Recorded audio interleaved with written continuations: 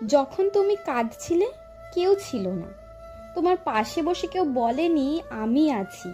তুমি ভাবলে পৃথিবীতে তোমার আপন কেউ নেই, কিন্তু একটা কণ্ঠ নীরবে অদৃশ্যভাবে বলেছিল আমি তো আছি, আমি কৃষ্ণ। সে মায়ের মতো আগলে রেখেছে।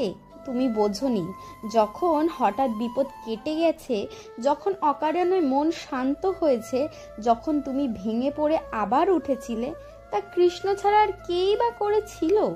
তুমি ডাকনি, তবুও তিনি শুনেছেন।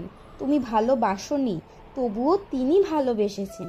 ভগবান দূরে নন, তিনি তোমার হৃদয়ের মায়ের মতো, নীরব, নিঃশব্দ, ভালোবাসায় ভরা। শুধু একবার বলে দেখো, হে কৃষ্ণ, তুমি আমার মা। দেখো কেমন বদলে যায় তোমার জীবন। ভগবান শুধু রক্ষক না, তিনি তোমার মা।